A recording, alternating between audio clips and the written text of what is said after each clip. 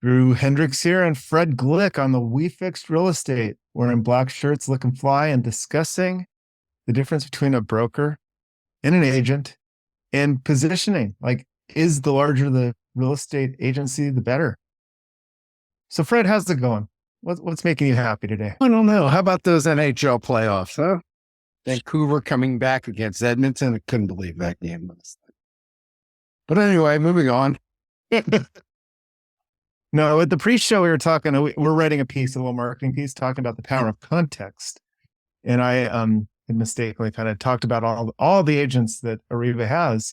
And apparently, it's just not about the quantity. Talk to me about that, Fred.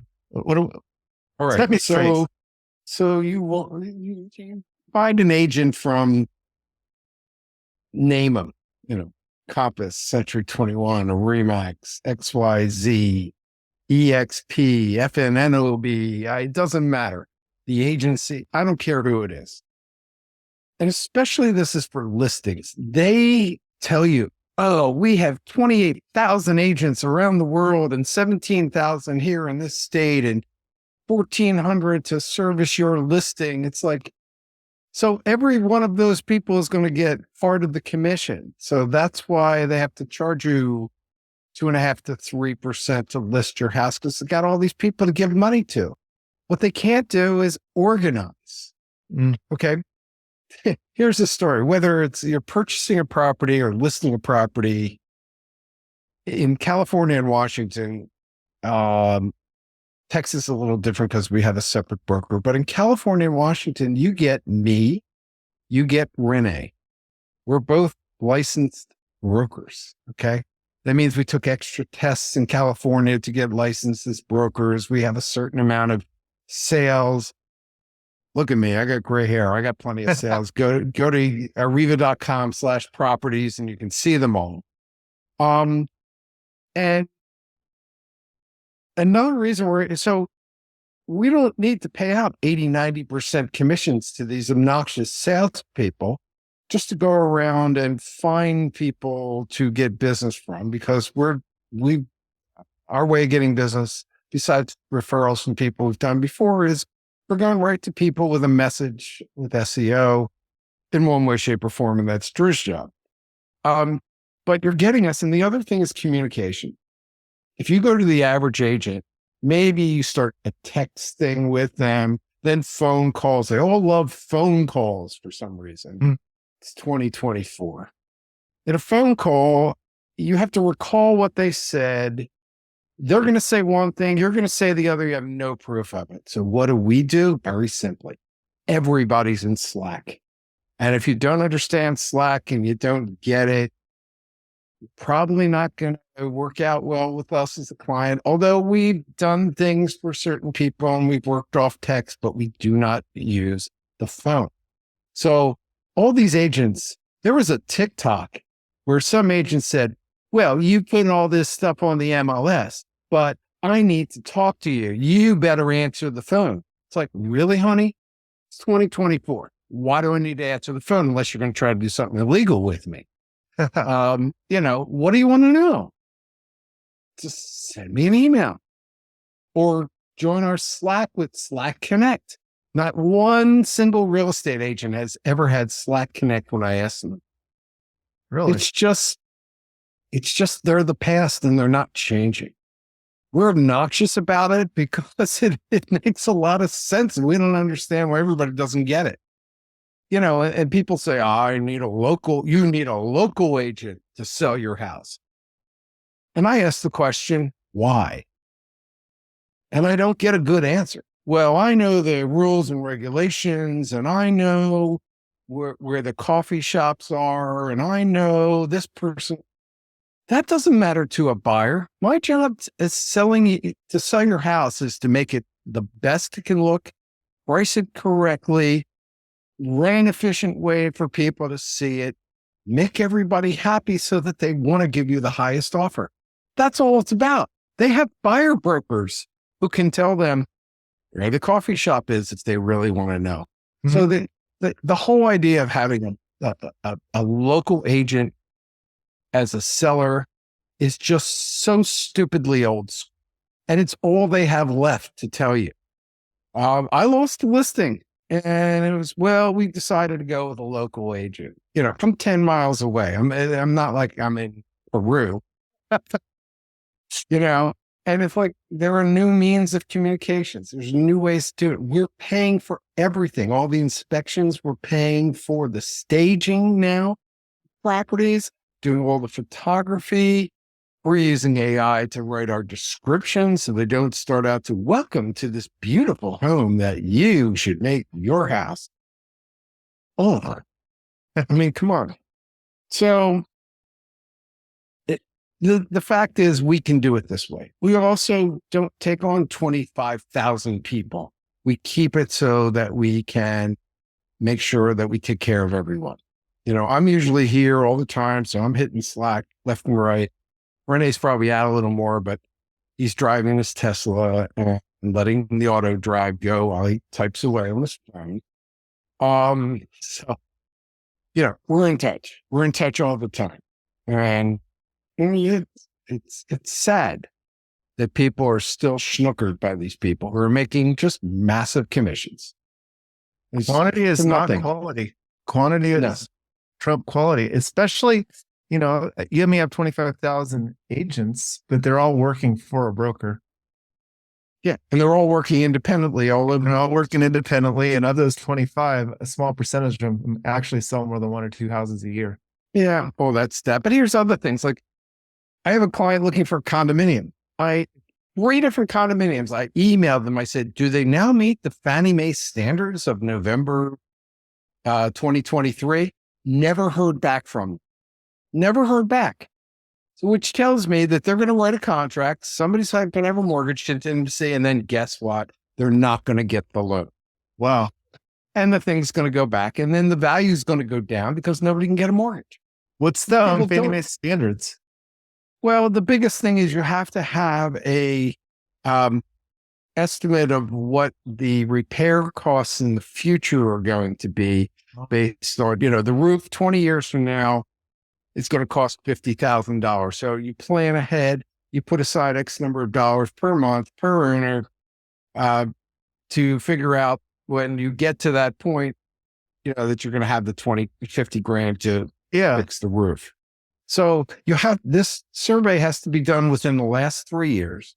There could be no more than, I think it's 20% of the people delinquent, as a couple more rules, but that thing about the reserves, it's not negotiable. If your condo has that's another reason why a lot of properties in Florida are going, it's just dropping in value on top of the insurance crisis there. But they don't have the money. Condos, the community underfunded the reserves. Yeah. Yeah. And that was kind of okay. And people say, oh, I want to buy this condo. The condo fees are cheap. And I always say to them, that's the wrong reason to buy a condo. You want to see if they have the reserves. Yeah, you want to pay an extra $100 a month, but that way you don't have to worry.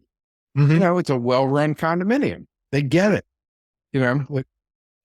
What happens when these condo complexes with underfunded reserves?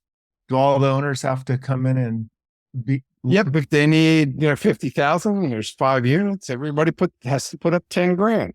Mm-hmm. 10. Pay now, pay later. Pay it forward, kids. Mm-hmm. Get that reserve study done ASAP if you're in a condo. If you're an agent, listen to this, that doesn't understand, contact me. I'll get you the list of things that have to be done. Because we do mortgages agents, you can send us your buyers because they're going to get an insanely great rate. And we understand how to get condominiums. So, not that they will, because they think we're competition and going to steal their buyers. No, we're not. We're just going to get the loans. Mm-hmm. Hey. Yeah, people are always worried about that. As far as from what you've been on the street, like in California, how many condo units or communities are underfunded? Is it? I have zero idea. No, it's like there's no way to figure that out. There's no it's not a public record. No, it's like not at all. It's like the dirty secret. Until Right. This seems like every condo association would be, like, especially a larger complex, would always have a unit for sale. Yeah. And then you can find out if you have that unit for sale, and then you ask them for the documents and see if they give them to you ahead of time. And check it out and see if they have a reserve study. It's a first question. If you're looking for here we go. Here's the clip. So whoever does our shirt clips, ready, here it comes. If you are looking to purchase a condominium anywhere in the United States, the first thing you have to ask the real estate agent for is to check with the condominium for the reserve study. And was it done within the last 3 years? If it wasn't done, and by the way, I assure you, the agent's got no clue. If it wasn't done in the last 3 years, turn around, walk out. Why? Because the value of that property is just going to go down because nobody can get financing. Very interesting. Now, I guess this is a bad question, but what does the reserve study cost? Is this something that the association has? Probably a few $1,000. They hire a company. There's a couple of companies I've found. I haven't had to do one, but I've just found them through Googling, and somebody told me about one. But yeah, you want to get into it. If you're an accounting firm, a great thing to get into as a side income for you. Reserve studies and condominiums. So really, most as part of the community association and governance of it, they should have a reserve study done every 3 years. Maybe, maybe not. But the reserve study needs to be within the last 3 years for Fannie Mae. So, 4 years from now, you might get an updated as opposed to a brand new one. They'll come out to the condo. They'll see if you made an improvement and then add that to it, or if prices have gone up substantially for certain items. You think when they're going to be replaced, maybe adjust that. But yeah. It's not per unit. It's for the whole. It's for the whole complex. Whole complex and the unit, or it's just the whole complex unit? It's the whole complex. It's from walls out. What you do on the inside of your apartment is up to you. Now, is the same thing for HOAs in common places? Okay, you mean PUDs? Is that what it is? I don't live in an homeowners association, an HOA. That could be for a condominium homeowners association. A PUD is a planned unit development. So it's not a condominium. The difference is on a PUD, let's say there's single houses or individual townhouses. There's nothing above or below anybody. So it has to be a condo if there's above or below units. So the PUD is usually the townhouse or single families where you own the house, fee simple, but you must be part of an organization that runs this association. Okay, you're required to be a member, you have voting rights, and they're all different. Some of them cover nothing, but maybe some maintenance or road fixing.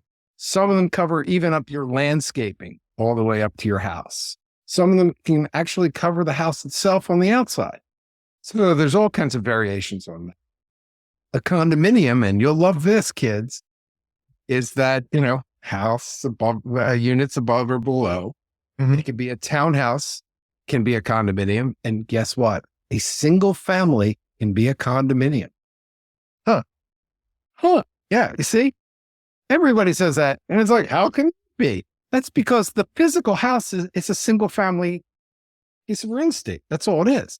But if it's a condo association, then maybe everything's covered from walls out.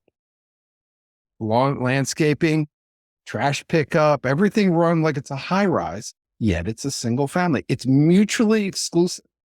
That's why everybody gets all confused. They think an HOA is a townhouse. It's not. The PUD, planned unit development. And there's what's called a de minimis planned unit development, but that's for extra credit. So anybody who knows what a de minimis planned unit development is, please email us and we'll send you a prize if you get it right. Well, that's good. You're dropping knowledge bombs today. Hiring. So that's the temperature of the real estate market. We're in mid-May. We're in the height of spring. A lot of people are scrambling to get themselves in the right school district before fall. Yeah. And we had 2 deals this week. People decided to just put in offers that had Absolutely zero chance. Zero. We told them that. And guess what? They both lost. So it's like, dude, it's in a 9 school district in a great area of the Bay Area. It's like, do you think you're the only one bidding? And he also came up with preposterous terms, like 25 days to close. It's just. Your client wanted that? Yeah, I mean, yeah. I said, everybody else is 15, 17 days tops. How do you think you're going to compete? And, he only went 50,000 over asking, which is ridiculous. I'm sure it's going to go 400,000 over asking. We know what these things are basically going to go for. There's always the ones that blow our minds. Somebody offers something stupid.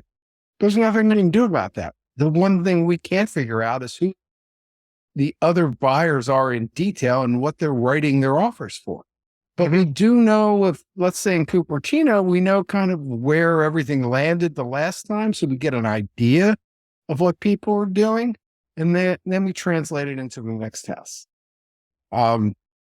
It's still goofy out there. I mean, again, all real estate is local, but if it's in a great school district, it's still going to be busy. The thing, while we're talking about this real quick, the same person, like, he bought a townhouse 3 years ago, 2 townhouses 3 and 4 years ago, something like that. Well, when I did it back then, ... Well, dude, the price of Microsoft stock in 1978 was $20. So I should be able to get it for $20 when it's now, whatever it is, $400. No, it doesn't work that way. The processes change. Mm-hmm. It doesn't remain the same. It's the context. Yeah. Underline context. We know the market. We know what we're doing. We're telling you what's happening. Well, I did 30 days before. Well, this is not a townhouse that nobody's competing against you. And this isn't 3 or 4 years ago. So this is a single family. You want it. We know we have tons of buyers. We've had them over the period of time. And either people do one of two things. After the first one, they stick with it and keep going, or they completely drop off the face of the earth. Even though we try to explain it in the first time you talk to us. And by the way, the first time you talk to us, and this is important, we don't want to go back and forth with texts and you have questions and we get answers, go off the rails. We work very simply with me and Renee. We want to talk to you on a Google Meet. Doesn't have to be video. We have a list of questions for you, and then we tell you exactly what we do. And by the end, you asked your questions, exactly, and you're ready to go. By going back and forth with texts or phone calls, it makes no sense. Mm-hmm. So that's why we do what we do. So off on that tangent. Fire away, Drew. No, I think Google Meet's fantastic and also allows you to record it and refresh your memory the next time you talk to the client. You don't need it. Like, every transactional message doesn't need to be by a phone call because that's where things go wrong. But that intro call, it's very important to actually have that verbal back and forth communication. Exactly. And then we put you into Slack and the rest is history, as I would say. Now I know our pricing savant, Renee, is not here today. So I've got a house down the street from me and I'd like you to explain the pricing savant. Okay. Well, you can be a semi-pricing savant. So the house it just seemed astronomical. And sure enough, they had 2 open houses. A week later, they dropped the price by 100,000. Yeah. And 5 days later, they dropped the house by 50,000. To me, that seems like the person that priced it had no idea, or they were just hoping for that. Here's the story with that. It's one of 2 things, and only one of 2 things. The seller says, I want this for my house. And the agent says, okay, because they're thrilled to get the listing. Or the agent said, I can get you this for your house. So he lied to get the listing. And then it's like, oh, the market's changed and it's slowed down and blah, blah, blah. And then this other listing came on and they make up excuses. Or there's still listings you'll see out there and it stays at a certain price. Like, we were dealing with one in San Francisco. And the guy was so wealthy, he didn't give a crap. He was waiting for the market to come to him. He was waiting for, the market. And I've said this before, every half a point in rate equals 5 million more people that qualified. Obviously, 5 million more people qualify for a $3.5 million house in San Francisco. But there's still going to be more demand at that point when rates go down, except if it is relative to a recession where the jobs drop out. Mm. So there's this fine balance. But we saw in 21, 22, I mean, the rates went down because they didn't know what the hell to do. And now everybody's looking back saying, you know what? We didn't need to go that low. And they might have been right, but we'll never know. Somebody can run the model and let us know. But yeah, they, the owner thinks the house is worth gazillions. All of them do. Yeah, my house is worth $2 million. No, tops are 185. Yeah. So nobody's stupid enough to overpay. So In a competitive bid situation, it's a different story. They're just emotionally dragged in. So that makes a lot of sense. I mean, it seemed like they were just shooting like at the casino, like maybe we can get it. Yeah. Then what is like, as a on the buyer's side, you have a client and they're interested in the house and they see that it's dropped 3 times in the past 2 weeks. What would you advise them? It's going to drop. let me give you an example. Okay. So I had one buyer. He thinks he's Mr. Negotiator. Just email me. Somebody, and I think I still have it here in the browser. Yeah. So there was a house in Lafayette, California that dropped by $86,000 yesterday to basically 1.6. So my guy says, hey, they're having an open house on Saturday. I want to make an offer at 154 and have it expire on Friday night before the open house on Saturday. I said, okay. Number one, they just lowered the price. Why would they take $50,000 less? Their first open house after the price drop is Saturday. So don't you think if it dropped, might get some interest? And thirdly, you make that offer, they ignore your 5 o'clock on Friday limit. And then they shop your offer. They said, we have an offer. They don't need to say that it expired. They got an offer though. So now you've just helped them get more money and use your offer. So for all you geniuses that think you're just going to be hard ass in a 9 school district, by the way, it ain't going to happen. It's that you got to negotiate with something. You can't just throw numbers out there. If it's been on the market 6 months in a bad school district, icky neighborhood, yeah, go for it. Enjoy yourself. Knock yourself out. Not this. Not a single family in a 9 school district that overpriced it to start. But not going to happen. Never going to happen.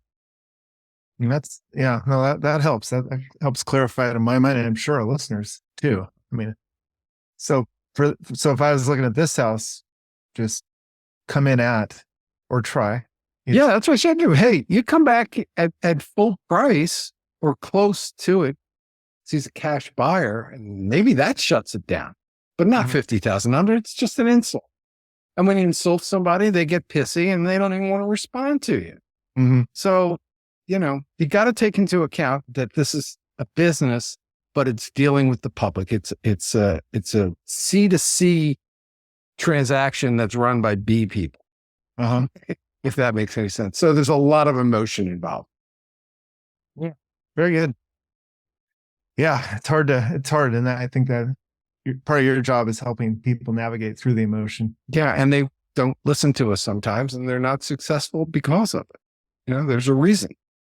We're not saying it just to say it. We don't care what price you get the property at. We're a fixed fee. So especially for a buyer broker, we're not going to push you to go 10,000 higher so we can make 50 cents more in commission. Stupid. Makes no sense. Yeah. Stupid. Helps keep you guys aligned. Yeah. Whole process, full transparency.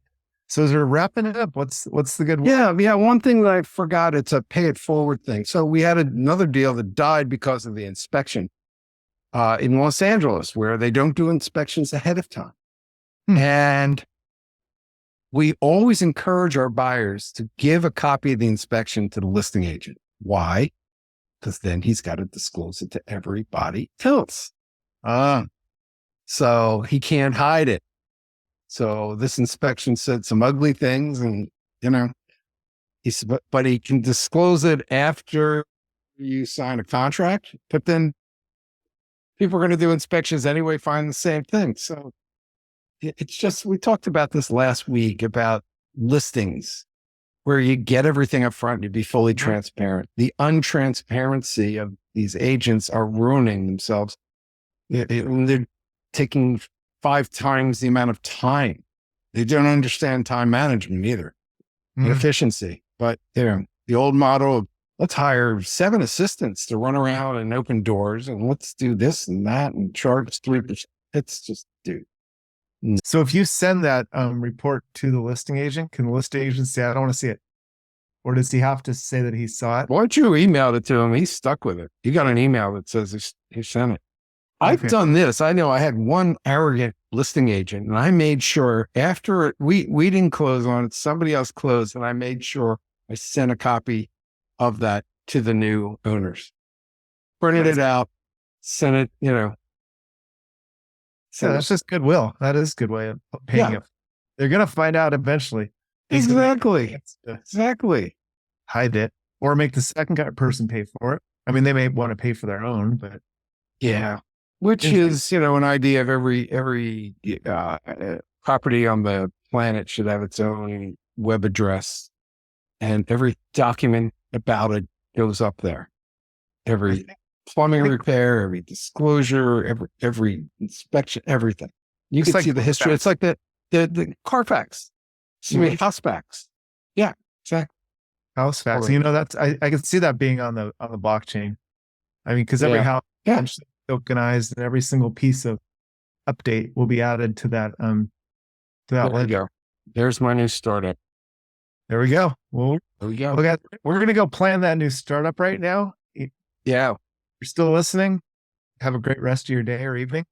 This has been We Fixed Real Estate, where context matters. Is that the tagline we've chosen? Oh, I don't know. We're still. Well, I like it though. Where context matters. It's simple. There we go. See you later, everyone.